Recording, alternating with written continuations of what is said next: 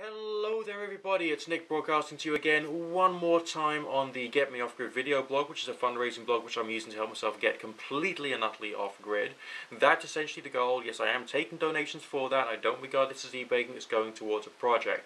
Also, as there is various concerns that I've got about the way that society is going to go because of concerns about the price of oil. Also, food security, which is another issue that we as a species are going to have. Yes, that also means us in the Western world of the United States, UK, European Union and Australia, as well as water security issues. I really think it's important that someone actually puts their life, as it were, on the line and goes through the process of going completely and utterly off-grid so that you can actually learn some of the technology which even people who are in a settled life will actually need to use to cut down their food bills, cut down their energy bills, and all the rest of that. Now, in a previous video, the one prior to this one, what I covered was the fact that I'm intending to get either a solar panel making kit or to get loads of broken photovoltaic panels and use all the technology I can to assemble them into basically a larger working panel so I can generate lots of lovely electricity. Now, this particular property I'm in at the moment is not totally suited for that, but I could possibly create one panel on one wall, one panel on the opposite wall, and I could still provide some juice for the property at the two extremes of the day, namely in the early morning and in the late afternoon. And as a result of that, that should still be able to help me. Now, what I'm going to discuss today is something called inversion.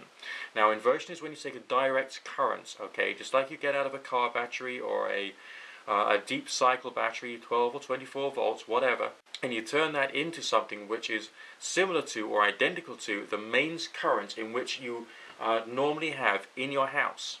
And the purposes of doing that is so you can run your computer, you can maybe run some low energy light sources, or you can use your power tools and plug them straight into your inverter. I'm just going to tell you how you can use them. I'm going to go through the various different types so that you understand basically what you need to buy when you get an inverter. Obviously, once I've got my solar going, I'm going to choose different types of inverters for different types of jobs. So bear that in mind. The donation link is still there. Yes, you know, if you need the information, it's there, it's ready for you any single time, and you can just make a donation basically to show your appreciation for the information that I'm providing you with.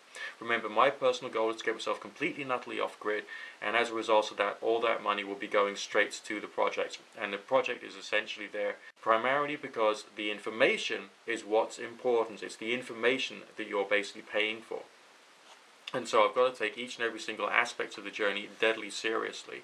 I've shown you the wood gas stoves, I've given you a basic overview of the solar oven, I've taught you a little bit about using the solar oven as a food dehydrator for the purposes of storage. I've got some dehydrating to do tomorrow, so maybe we'll see how that goes.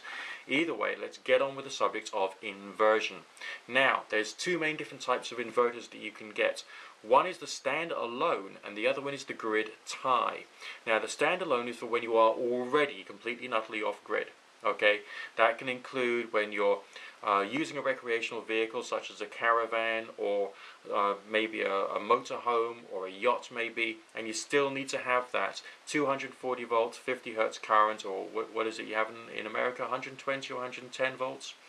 Whatever it is in your local country that you actually need to run things like your computer, your laptop, maybe your television as well, all kinds of little devices that you could use. And these are definitely used by people who actually do succeed in going off-grid, and they still have appliances they want to run. So the standalone is for when you're already completely and utterly off-grid and are not dependent at all upon your mains electricity. However, the other one, the grid tie inverter, is for those of you who want to stay on the grid and just want to cut down your electrical bills. These days there's an awful lot of things which run on electricity. Maybe your stove runs on electricity, your microwave does, your electric kettle, there's your computer, there's your television, there's your stereo, there's all the transformers which you use to basically convert the currents for those things. Okay, and all of those, they use up power as well. Then there's your refrigerator, that's on all the time. Okay, so all these things are taking money out of your pocket. So you use a grid tie inverter instead. You have your solar or your wind power or both. Okay, it may go through a charge regulator, it depends upon your system, and it then goes into your grid tie inverter, which gets plugged straight into the mains, and that puts energy back into the system rather than taking it out. Okay, so your electric meter, instead of whizzing around very quickly, will whiz around slowly. Therefore, your bills will of course be much, much, much lower, dramatically cutting down the cost of living. Obviously, you can do other things such as getting yourself energy saving lights and all the rest of that kind of stuff, just to reduce your costs. Maybe turning everything off at the mains before you go to bed, so essentially the transformers, the wires, the little neon lights on your 4-socket bars, they're not using up basically your money.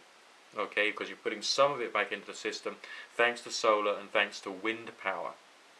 So those are the two main types. Now we're going to talk about the signals that they actually produce. You can have a modified signal, or you can have a pure sine signal. Now a modified signal is a little dirty. It's not your pure 50 or 60 hertz. There's some variability there. And some appliances, such as maybe your computer, which has a lot of very fragile technology inside it, won't necessarily be able to handle it. Okay, so bear that in mind.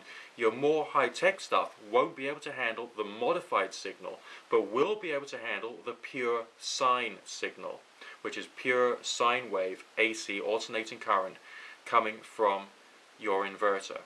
So those are the things you need to take into account. You also need to take into account how much power is going into your inverter. So if you've got a combined maximum of, let's say, 400 watts worth of wind power and another 300 watts worth of solar, that's 4, 5, 6, 700. You've got to make sure that your inverter works on the right voltage and works with the right wattage of input, and also can do the right output. Okay, because you may want to have all of your energy going into a battery bank first, and then just using a stand-alone inverter to be able to draw power from that. So think about that as well. Different horses for different courses. If you're using a grid tie, you still got to take into account the maximum quantity of power that your systems can generate. So that's when you need, when you're constructing them or working with them, maybe use a multimeter to measure the power which comes out of individual solar cells within the actual panel or the actual array, so you can then make a calculation as to the total amount. So when you're actually building your solar or your wind power system, you've got to think carefully about what you want to use it for. You've actually got to become a bit of an electrical designer to make sure everything's going to go according to plan. The link to my fundraising is down there. Please do have a look at it. If you value the information which you've been given today, then by all means make a donation, and I will use that money to help myself get completely and utterly off grid. When I'm going through the process of making the solar panels, you will see me doing it. If I've made any mistakes, I'll tell you so that you don't have to. And I'm going to provide you with some of the cheapest ways of doing this, so that everybody out there can save money and you're not investing like billions and billions of dollars to save yourself $2.50. That's essentially the goal, and this is the way I want to do it. As I say, I've already taught you about a few forms of technology you can use, but we all like modern life. Okay, we all rely upon our digital cameras, we all rely upon our computers, we all rely upon all kinds of cool stuff. And sometimes we need to use these things so that we can carry on living with a quality of life that we need. And that's why the electricity can be important, as well as just your basics such as your lighting and so on and so forth. So, speak to you again soon. God bless.